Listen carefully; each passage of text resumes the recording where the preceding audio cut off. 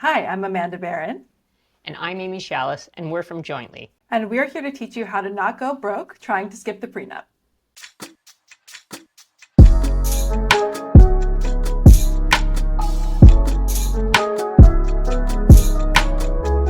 Hello, everyone, and welcome to another episode of Don't Go Broke Trying. I am really excited that you are here for another week. So, I have a really interesting episode for you today. This is a topic that we have never discussed, and I've wanted to discuss it for a while, but I just don't have the facilities to discuss it. So, that is why I'm really excited to introduce you to our guest for today. The topic that we're going to talk about today is all about prenups and why we should not be skipping out on writing a prenup before we get married.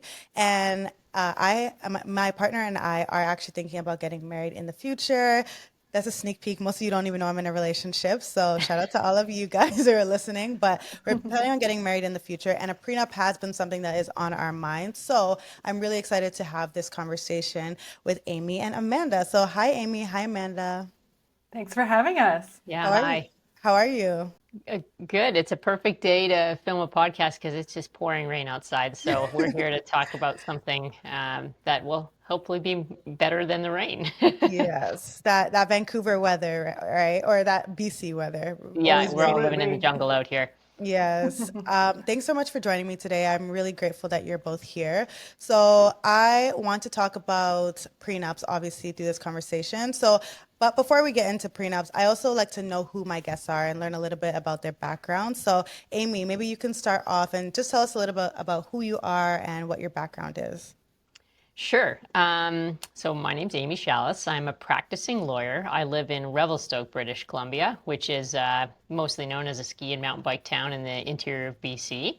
I've been practicing for over 10 years, and I started my career at a big national law firm, but now operate a small law firm for the past 8 or so years.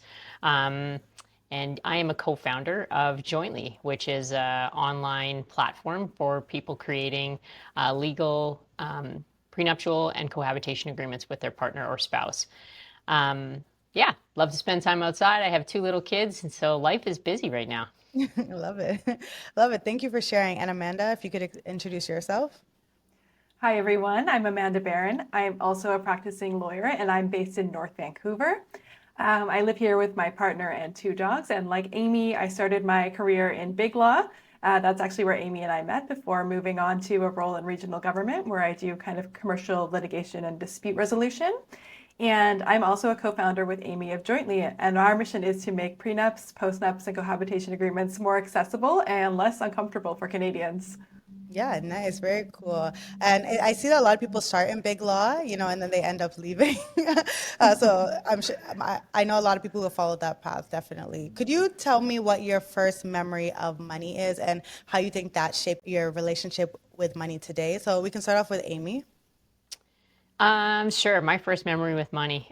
This is going to make me sound like a real hick, but I grew up on a farm in Saskatchewan, and my first memory of money is directly tied to chickens. So we Okay.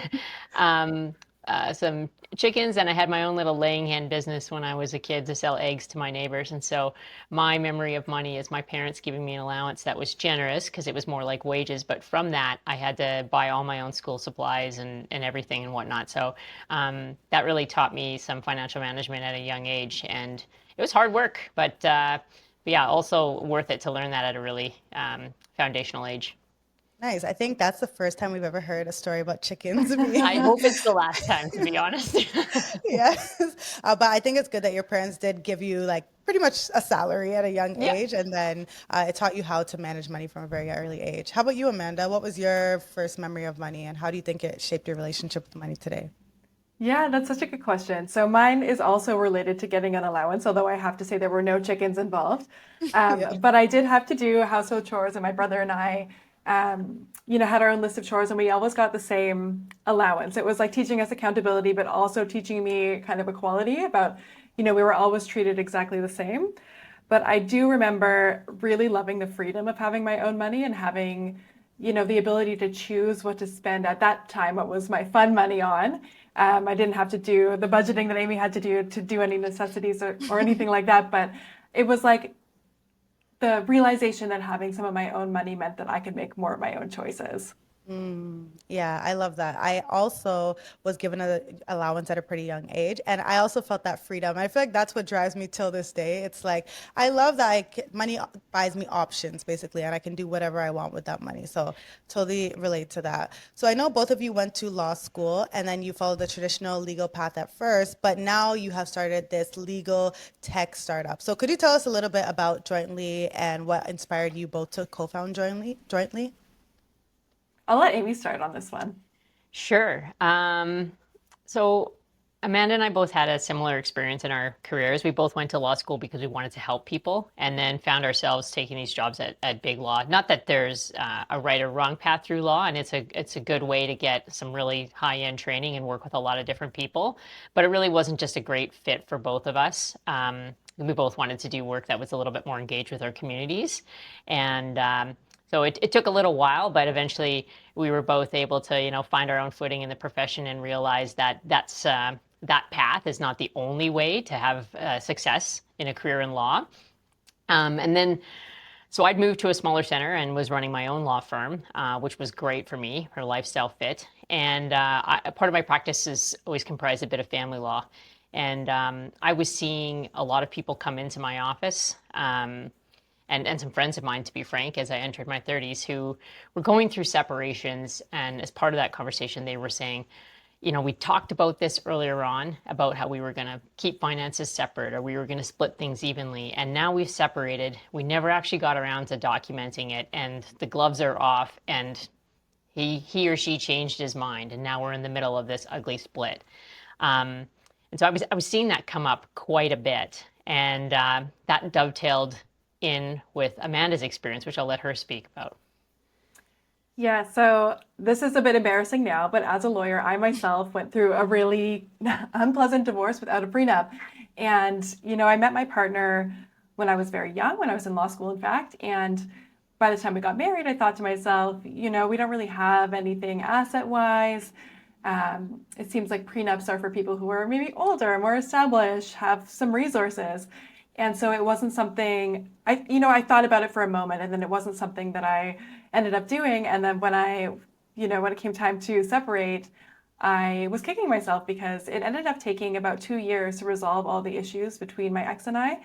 Oh, wow. And, those were years that I wanted to spend fully focused on the next chapter of my life. And instead I was stuck in this long and contentious divorce process that could have been entirely skipped, or at least largely skipped, if I'd had a prenup. So Aimee and I were talking about my experience a lot, and Aimee was such a great support for me as a friend during this time. And at the same time, Aimee was having, these experiences every day in her office. And we thought there has to be a way that we can make prenups, more accessible, make people understand that they're for everyone, and we can make them easier for Canadians to get. And through months and years of conversation and building, we put together Jointly. Nice. Congratulations to you both on launching the Thanks. company. I think the best companies are founded when somebody or one of the co-founders or both of the co-founders have lived experience and they're trying to solve a problem that maybe they face or people in their community face. So I think it is a great idea. And again, this is a conversation for me because I am in this process right now or thinking about it. So all the questions today are really going to be for me to get the answers that I need. The first question that I have regarding prenups is, okay, what are prenups? Like, what is a prenup versus the postnup versus the cohab agreement? Like, could you kind of define them for us and tell us the differences between them? Go for it, Aimee. Sure. So the short answer is that they're all the same except for timing. So all of these agreements deal with what happens when your relationship ends, and what happens in terms of how you would divide your property, what happens in terms of spousal support, if any, and what happens with any particular things that you've made rules about, right? And the difference is timing. So a cohabitation agreement is meant to be between people who live together and who aren't married, and maybe they're never going to get married. A prenuptial agreement is an agreement that's made in anticipation of getting married. So people know they're going to get married within the next few months or a year, or so on and so forth. And a postnuptial agreement deals with people who are already married but want to make an agreement about the same thing. So all three can be legally binding, and the difference is timing. The content is the same. Okay. And again, as even Amanda said, there is this huge misconception that prenups are just for wealthy people, people with resources, or even celebrities. Like, I think when we typically hear about prenups, it's like this celebrity divorces this celebrity, there's no prenup. Oh, that's where we hear it. So could you maybe bust that myth for us? Who actually does need a prenup? So we think everyone can benefit from a prenup. And actually, for folks that don't have significant wealth, it can actually make even more sense because you have, a greater chance of a negative financial impact if you don't have your affairs in order. So if you don't have a lot to lose, in fact, the consequence of not having a prenup can be even higher.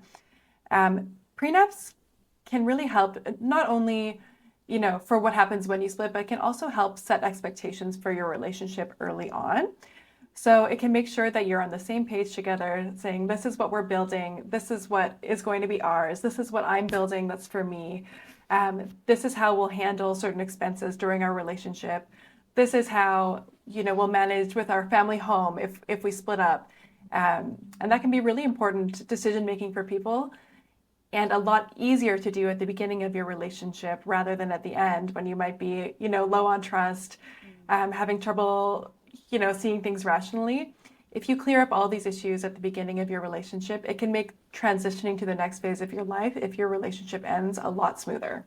And Yeah. yeah, that's exactly right, Amanda. It's a situation that I see come up all the time in real life is people who've been together for a long period of time and who've separated, and they know that what they brought into the relationship is not in the pot to be divided, but nobody can remember exactly what was in the pot. How much money did they have in their RRSP when they got married? What did they True. own? That kind of thing. And if you go to your bank, they only have records that go back so far. So if nothing else, even making a prenup that says, yeah, we're okay with what the default rules are, we're okay with splitting this and splitting that, but just to be clear, this is what I have and this is what you have, and you got that inheritance from your grandpa. And yeah, we agree that everyone acknowledges exactly what those numbers are, could really smooth out a separation agreement process if people just know what that is and there's no bickering about it, because I've seen that come up all the time.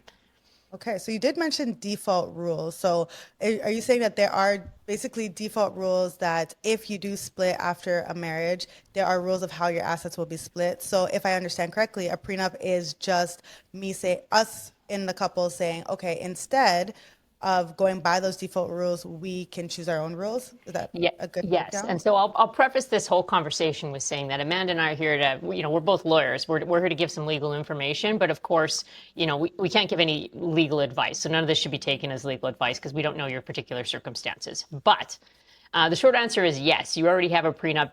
You just didn't write it, So just the same way as if you die without having a will, there's rules in place that the government set up, as to who will get your property. It's the same thing for if your relationship ends. So those rules differ from province to province. But whether you like it or not, the government's already decided that, for example, if you're in Ontario and you're married, that you should equally share in property, but not if you're common law. And drafting a prenup really allows you to take a look at that and decide, well, this fits for us or this doesn't fit for us. And we can make decisions based on what works for our life and which would equitably protect everybody in the event that we split. Okay, I really like that reframing, because again, I feel like when most people hear prenup, it's like, ooh, that's icky. That means you don't trust your partner. But it's basically you and your partner being able to say that we actually do trust enough each other right now, and we know that if we do break up, it's a completely different person typically that you're facing during a divorce. So let's make these rules while we're on good terms so that it's equitable when we do, if we do break up. Totally. I think a lot of people, again, think that prenups are not romantic or that it means that you don't trust your partner. So how would you respond to somebody who says that? So I've got a couple of things that I say to that because that comes up all the time. The first is that, if you think about the idea of insurance, just because you're getting insurance for your car doesn't mean you're planning on going out and getting a car accident. It's just a smart decision that you're making to protect yourself in the event something bad happens. But the other thing I would say to that is that that really comes from an old school mentality that prenups are only about protecting yourself and about saying no to your partner. But prenups can actually be about saying yes to each other. So, for example, if we know that one of you is going to give up your career and move around so that the other person can pursue career opportunities. You might use your prenup to say, yes, I see the sacrifices that you're making, and if we break up, I know that you're going to need some time to get back on your feet. So I'm going to agree to spousal support in advance so that you feel secure making this change in our relationship. And the same thing can be true for if someone's going to be giving up their career to stay home with children or take care of aging relatives. All of these things, it can be actually a process of saying, yes, I see you. We've decided that as our family, these sacrifices make sense. And I know that I'll have to help you out if you need to enter the workforce again later in life.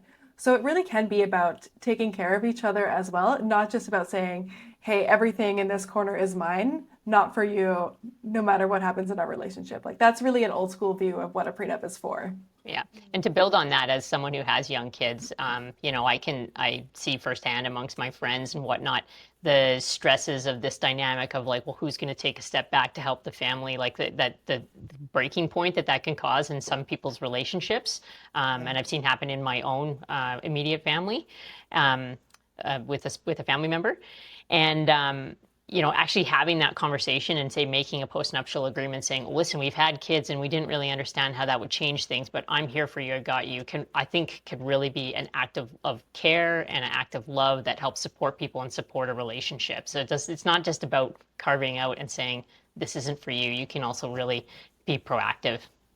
Okay, great. Yeah, I think we should throw away that old school mindset. To me, from everything you said, it sounds like prenups are actually pretty romantic to me. It shows that you care about somebody, that you are in a relationship, and you just want to make the rules while you guys are still on good terms. So I really like that. Would you say that there is a right time to bring up the idea of a prenup or a cohabitation agreement? Like, is there such thing as too early or too late? I think that it's never too late. You can always do a postnup if you've gotten married and you didn't get a prenup in the first place. But I really think you should think about it around the same time you're assessing your financial compatibility with your partner. So whenever you're in a relationship that's about to get serious and you might want to know, are we both spenders? Are we both savers? What does a good retirement look like to us? What is worth spending on, what's not? That's about the right time, I think, to bring up the prenup conversation because it really fits into that are we compatible financially part of a relationship? And another trigger is big life decisions. So if you think about moving in together, buying a home, having children, getting married, before you make any of those big steps, this is a really good time to have those conversations and make sure that you're on the same page. And is there a way that you suggest having that conversation with a partner? Because my thing is, when it comes to finances in general, people are already awkward about talking about money with their partner. I'm not, obviously, it's my whole job, but I feel like the majority of my friends don't talk about money with their partner until like they're engaged or sometimes even married. So is there a specific way that you suggest people have that conversation that is healthy and can eliminate the awkwardness? Yeah, I can start with this one. And I think for me, something that has really helped me, and I can speak from personal experience, is going in with a kind of storytelling approach. So everyone knows someone, whether it be in their own family or within their friends, or maybe even yourself, you've been through a bad breakup and you've had experiences with that and things that became fraught. And so for me, when I was entering a relationship again after my divorce, that was a big topic of conversation because it was something that was still ongoing at the time. I was, embroiled in court cases with my ex. And I thought to myself, this is an experience that I need to know that I won't be having again. And it was easy to bring it up in that context because my partner was seeing the suffering, seeing what I was going through. And so I think that storytelling aspect of, what have your experiences been in relationships so far? What have you seen in your family and friends? That can be a good gateway into the conversation. And then I also think an easy one, if you maybe don't have, a lot of that experience in your life, which would be great. Another one would be when you're building your financial plan together. Just so to say, are we buying our house together? Well, how do we want to split expenses? Well, what happens if I leave the workforce? That kind of thing. It fits so seamlessly into that conversation to say, hey, maybe we should get some of this in writing. Okay, great. Thank you for those tips. I always tell people to lead with storytelling, even when they're talking about their finances in general. So it makes sense that it would apply to prenups as well. I know there are also, again, cohabitation agreements. So that would be for somebody who is not married or maybe never plans to get married. So I guess at what time would somebody who is cohabitating with someone sign a cohabitation agreement? Is it once you've already moved in, or do you have to be moved in for a certain amount of time? Like, how does that work? No, it can be at any time. It can be just before you move in. It can be after you moved in. It can be after you've lived together for a few years. I mean, we recommend like having this conversation at the time that you're thinking about moving in together, because obviously that's a big step that's more difficult to unwind, or at least involves a little bit more grief to unwind. So it's good to have these conversations before you move in with someone, just to make sure that you're aligned and on the same page, to assess whether that's the right decision. But you can have the conversation at any point. And something that you may want to think about, for example, if you're in Ontario, common law spouses don't have property division rights. So if you've moved in together and you're living together for a number of years, and you say, wow, we really are building a life together and making decisions financially as a unit, I think it's a good idea for you to think about whether a cohabitation agreement is right for you, to assess whether that there should be property division, that you should opt into that, because I think that's a misconception that people don't understand. Okay, and could you define common law for those who may not know what common law is? It varies from province to province as to when the trigger hits, as to when you will be considered to be in a marriage-like relationship. It's often 2 years in some provinces. It can be a shorter period of time if you have a child together earlier. But typically across the board in many provinces, it's around the point of living together for 2 years. Okay, so if I understand this correctly, if I have a boyfriend and I decide to move in with my boyfriend and I live with that boyfriend for 2 years under different, let's say in Ontario, for example, I am considered to be his common law partner, which is like a marriage-like relationship that's not exactly marriage. Is that correct? Pretty much. So, to contrast some different provinces, for example, if you live in a marriage-like relationship with your partner for 2 years in British Columbia, it's just the same under family laws if you're married. So if you separate, you get an interest in someone's property, you can ask for spousal support, and so on and so forth. The reverse is true in Ontario. If you live together and you're not married, no matter how long you live together, you don't get an automatic right to divide somebody's property. So it varies very much from province to province. Yeah. Oh, wow. Okay. And if somebody wants to learn, maybe they're living with their partner now and they had no idea about this, how can they, where can they go to research about like what the laws may be? Well, it's funny that you should ask, because at Jointly we have a free online course for the provinces that we're adding bit by bit. And that course walks you through what you need to learn in terms of family law for your specific province, because it is very different from province to province, and you do need to know the specifics as they apply to you. So people can come to our website, sign up, get started for free, and read through that to educate themselves on what they're getting into. Okay, and we'll definitely leave the link to the website in the show notes so that everyone can check that out. So now that we know that we want to have a prenup, it's important for us, no matter what wage we currently earn. What are some things that you think couples should definitely include in a prenup agreement if they are building together? So there's some common things that come up in most, if not all, prenups. The first would be, what is your stance on property division? So for example, if we're in a traditional style of relationship where one partner leaves the workforce to care for their children and one partner, makes the money, in that case, it's often appropriate to say, yes, we are a family unit together and we'll be splitting our property 50-50. Now, I'll contrast that with if we're both coming into the relationship, say a little bit older, we have established careers, we have our own resources. When we're coming to address property division, we might say, no, actually, we are going to keep all of our resources separate. We'll have a few things that we buy together, maybe our family home, maybe our cottage, or what have you. Those things we'll share. But everything we've built up into this point and everything that we continue to build, we'll keep it separate, except for those things that we specifically do together. Okay. There are other things that are really important for some classes of people. So for example, like yourself, Reni, you're an entrepreneur and you're building this business and it's your empire, and no matter what happens in your relationship, you might want to say, yes, we're building together. Yes, we share our life, but this business is mine. And we need to clarify that anything that I earn and anything that I build from this business will stay with me. So entrepreneurs, it's really important for you to, outline your expectations for your business in a prenup. There's other clauses you can include, like things about your RSP or pension. things that you want to have in place for children from previous relationships, for example. So if you're bringing stepchildren in and creating a blended family, there's options to say some things about that. And there's also things you can include about your inheritance plans. So do you intend to list each other in your wills? Is it going to be exactly the same? Or can you leave your property to whoever you want? So these are all things to work through and talk about and that you can include in your prenup.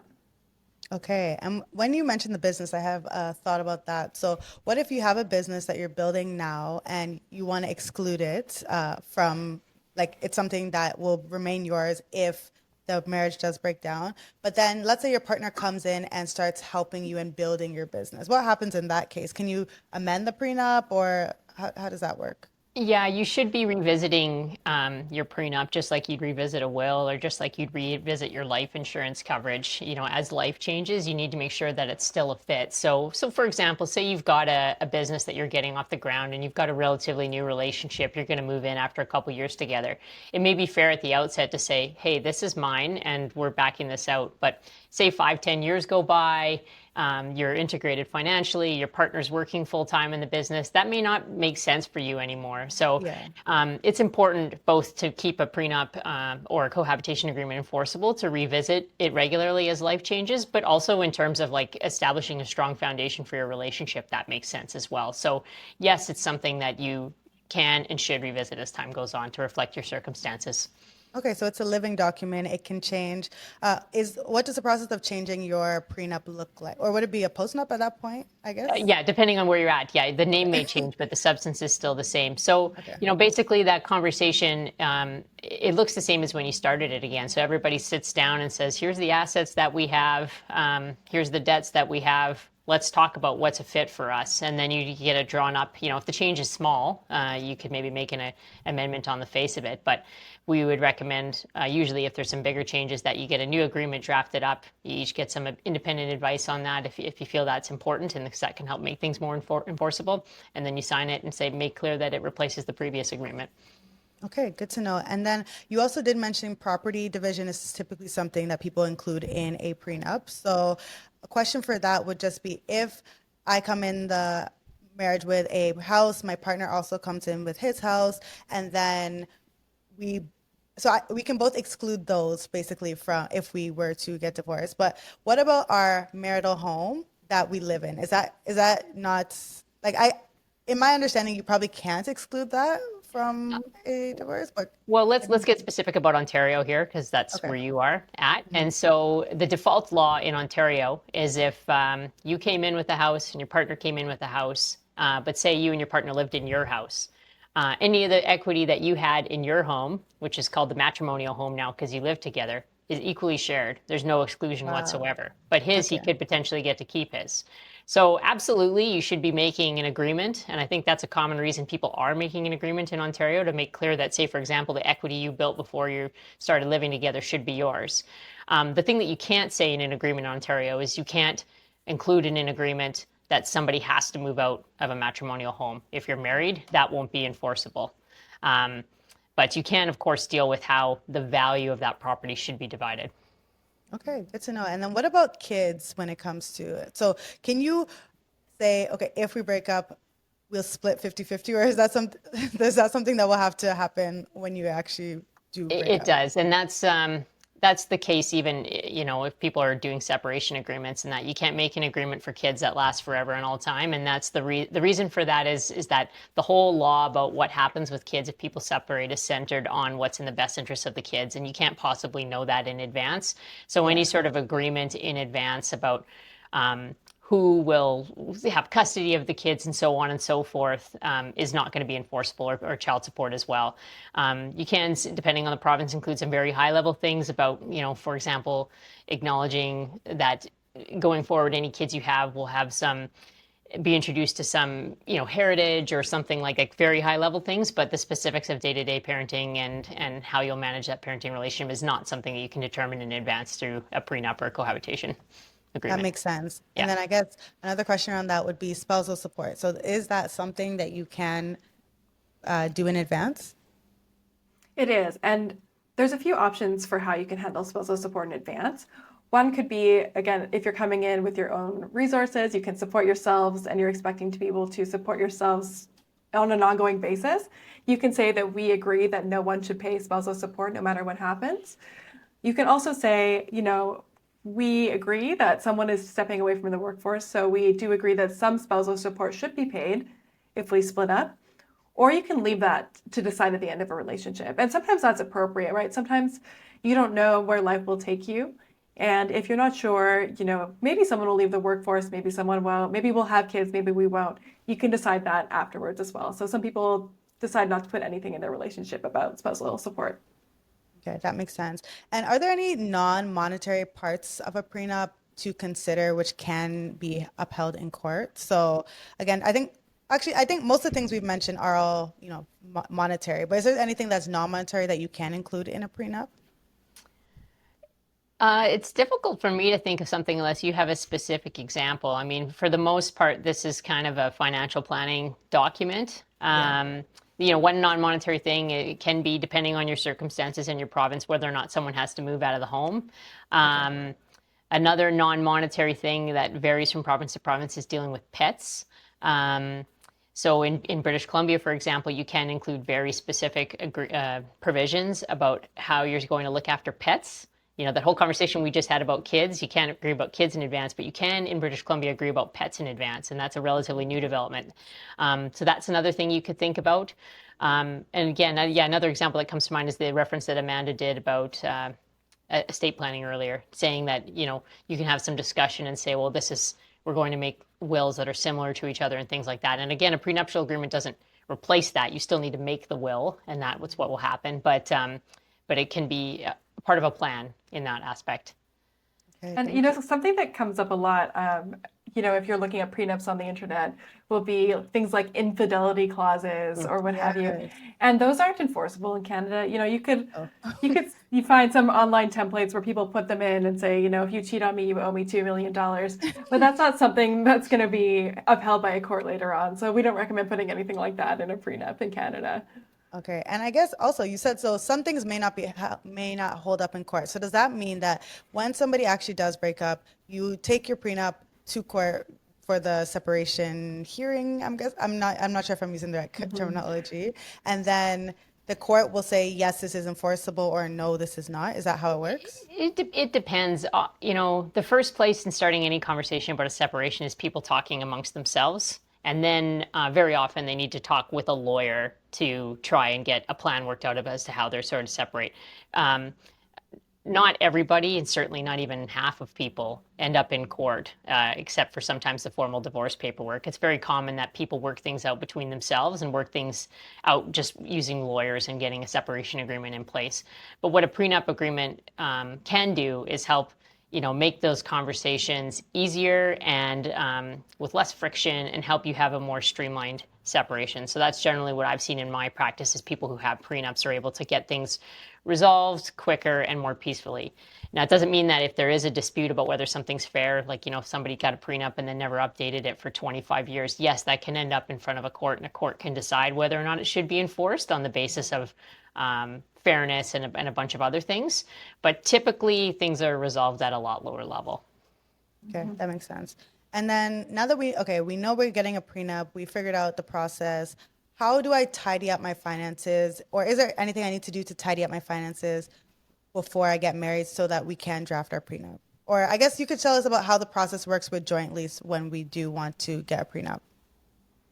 Sure. So I don't think there's anything you have to do specifically to tidy up your finances other than to get a handle on exactly what it is that you have and what you're bringing in. So I'll talk about the general process with jointly, and I'll weave that into my answer. But the first thing that you can do, as Aimee alluded to with jointly, is you sign up on our website for a free course about how the law works in your province. So during that, we'll walk you through everything that you can include in a prenup, what the different options will be with jointly, and why some people might choose one thing or another. And we've covered some of those things during our conversation, like someone's leaving the workforce, you're a later in life relationship, etc. The next step, which you can also do for free, is you fill out a property disclosure worksheet. Now, on that worksheet, each you and your partner will disclose all of your assets and debts to each other. So we've built this document specifically for you to keep offline. You don't upload it for us because obviously, there's some sensitivity in listing out your bank account numbers and sending it off to somebody over the internet. So that when you download, you and your partner do it on your own and you exchange it with each other and sign each other's to say, I've reviewed this. I understand what you're bringing in and what I'm bringing in. And we can start our conversation with full knowledge of where we both stand. And that's a super important part of building a prenup, is to make sure that that disclosure is thorough and complete and nothing is left out. And I can't stress the importance of that enough. If you hide something on this property disclosure worksheet or you skip this step, the odds of your prenup being enforceable later are very much decreased.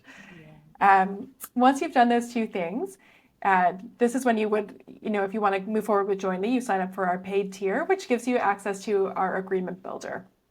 Now, the agreement builder is a simple questionnaire that you fill out that says, you're some basic biographical information, like this is my name, this is where I work, this is how much money I make. And then you go through and you choose your options for your prenup. So you choose how you want property disclosure to work. You choose whether you think you might need spousal support in the future. You talk about what home you might live in or what home you might purchase in the future and how you might handle that. So you just fill the questionnaire. It takes about 20 minutes once you've decided what you want your agreement to say. And then at the end, it generates a fully edited, fully legally compliant prenup for you that you get sent to your email, and you can either print it off and sign it at home, or some folks like to get independent legal advice on the agreement. So you print it off, you take it to a lawyer in your area, each of you to a different lawyer, and you chat about what it means, make sure you understand, and then you're done. So it's a pretty streamlined process. You can do almost all of it from the comfort of your couch. We've written everything in plain English, easy to understand language, so there's no legalese in there. It's really important to us that people can use the agreements, understand what they're signing, and that it makes sense to them. Awesome. It sounds pretty simple and easy, so I'll check it out for sure. How long would you say it typically takes, or is it just as long as it takes us to get all our documents in a row? Totally, that's part of it. And I mean, you can spend as much time in the course as you need to, understand and work through it. And the length of the course is dependent on what applies to you. I mean, there's sections about pets and whatnot. If you don't have that, you can skip through that.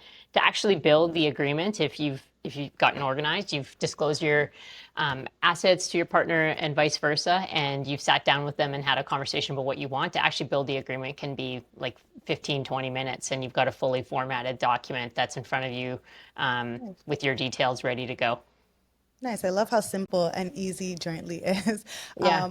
Well, that was the idea. What I was seeing a lot of in my practice is people going online and trying to do it on their own, in part because they wanted to, because the conversation or the traditional process of starting by each of you going to a lawyer felt weird to them. It felt like adversarial and awkward and too many leather couches and, framed diplomas and whatnot. And so they wanted to do it on their own terms. So they found some template online that was like from California or low quality, and they would do it all, go through that process, which, kudos to them, but then come into our office to get some independent legal advice. And I'd be looking at these documents being like, this really isn't very good, and it's not tailored to Canada. And so we wanted to make something that was reliable for people where Canadian lawyers had put this together, but that they could still do it on their own terms in a cost-effective and straightforward way. Yeah, and I love that it's Canadian because, as we know, most tools that we see out there are American. What provinces are you currently serving, just so that people know if you are currently in their province? Sure. We're live in Ontario, BC. We're at the cusp of that. Alberta as well. We're in the final weeks of finalizing things. And then our next hope after that is to roll it into Saskatchewan. But for any province, people could go and sign up for our waitlist, and having people sign up from our waitlist and demonstrated interest from an area helps us to decide where to dedicate resources to go to next. So our hope is to build it out across Canada as soon as possible. But we'd be super keen to hear from people about where they want to see us and what they're hoping to have the platform achieve and provide to them, because that feedback, they're ultimately the people we're trying to help, and that's what's most important to us. Okay, everyone. So you heard it. If whatever province you are in, just make sure to go via the link in our show notes and show your interest for having Jointly come to your province. So if both of you could change one thing about how society views prenups and cohabitation agreements, what would that be? So we'll start with you, Amanda, if you could change one thing. I think the one thing that I would change is that prenups are, unromantic. It's what we talked about earlier. They're not unromantic. It's about building a life together. And if we can get rid of this notion that it's about not trusting your partner, I think we can have folks together making really good proactive plans for their lives and keep people from having really unfortunate experiences with breakups down the road. Yeah.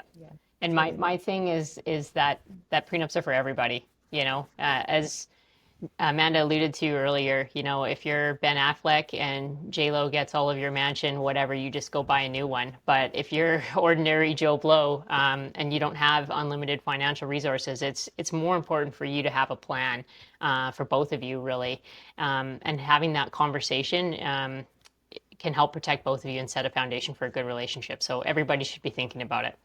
Yes, I am team prenup. So everyone go get yourself a prenup if you are in that process of if you're about to get married, or even if you're married, we have postnups that are there. So if somebody is currently in a relationship and they want, let's say they're married and they want to have a postnup drafted, is it the same process going through jointly?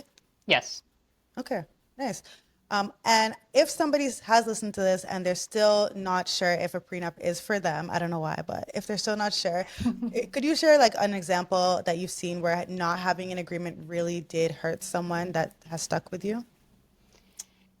Yeah, well, Amanda talked about her personal experience before, and I'd also say that, I have a friend here in town who had a very clear conversation with an ex of hers that they were going to be financially independent, and she owned a home that he moved into, and they lived together for several years. And then when they separated, he hadn't bought a home of his own because they were living together and the housing market had gone up. And suddenly he was on the outside looking in, finding it difficult to have enough resources to buy in the elevated market.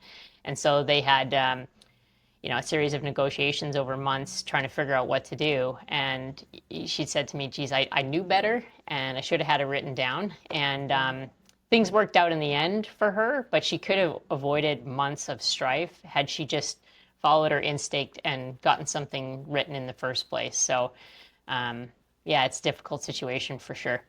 Very difficult. Yeah. And Amanda, you shared your experience. So yeah, we know that it was a very time-consuming experience for sure for you as well. If anyone wants to know a real example, just reach out to me offline. And I think that's the point to stress is that this isn't just about dollars and cents. It's also about pain, and preventing that pain for yourself. I hear a lot from people that are making a will, for example, again, saying, oh, when I'm gone, I just want to have everything organized for my family to make it easy for them so it's straightforward. And, why wouldn't you do that for yourself if your relationship's going to end? Have a streamlined path that just makes it that less friction, less tension, because, for most people, that'll be the most difficult and traumatic thing in their life. And so to make something in advance that helps makes that easier for you, why wouldn't you? Yeah. And I know everyone, maybe it sounds like we're preparing for the end of relationships, but the reality is 50% of marriages, I believe it is right now, do end in divorce. Exactly. So it's better to be prepared and, obviously hope your marriage does not end, but it's better to be prepared than to be left wondering why you didn't create a prenup before. I did have one question that an audience member submitted that I wanted to ask you. So she asked, when you acquire some assets like a home or property while in the marriage, do they remain yours as an individual after divorce? So let's say somebody buys a house alone while they are married. Does that automatically remain theirs? And their second question was, what can you do to ensure that they remain yours in case of a divorce? So let's say it's not a home that they're living in. I'll let Aimee take this one. Typically, if you acquire property during the relationship, it's in the pot to be divided. And that's if you're married in Ontario, and it can also mean if you're common law in other provinces. And so the thing that you can do to protect against that is to get a prenup or a cohabitation agreement. And that agreement can deal with this specific thing. People are very commonly thinking about this kind of thing before they buy a home because it's a multi-million-dollar transaction these days. But yeah, one, have the discussion. Two, get it written down about what the plan is, and getting it written down in an enforceable way is to go through the process of making a prenup and the financial disclosure and so on. So you shouldn't ever assume that anything is totally yours, even if it's an inheritance or something like that. And even if under law it would be totally yours, it doesn't hurt to have that conversation and clarify exactly what it is, where it came from, and that it does belong just to you, and get that written in agreement. Yeah, always better to be upfront, right? Exactly. And just have those conversations in advance rather than waiting till things break down. Exactly. Okay. Assumptions Exactly. don't help. Yeah. Last question for you. If you could share one piece of advice to ensure people don't go broke trying to skip the prenup, what would that be? This is an easy one. We would say head to our website and use Jointly to make your prenup. Yes. And where could they find you if they want to learn more about Jointly? So you can find us at getjointly.ca, and we're also on Instagram at getjointly, and on our website there's a bunch of free articles even before you sign up that help you learn more about prenups and how to talk about them and so on and so forth. There's a lot of content on there, so by all means, if you've got questions, rather, go have a look and get in touch if you want to know if we're a right fit for you. Perfect. Thank you so much, Aimee and Amanda, for being here. I really do appreciate it. I learned a lot from this conversation. And everyone, I'll share my experience creating a prenup on Jointly when I do get around to doing that. So thank you, Aimee. Thank you, Amanda. Everyone, I hope you enjoyed this episode. If you did, make sure to tag us on social media, tag at Get Jointly, and tag me and tag the podcast. And let's just have a conversation about prenups, because I think we need to normalize prenups happening in 2025. Okay, thank you so much for listening. I will see you in the next episode. Bye.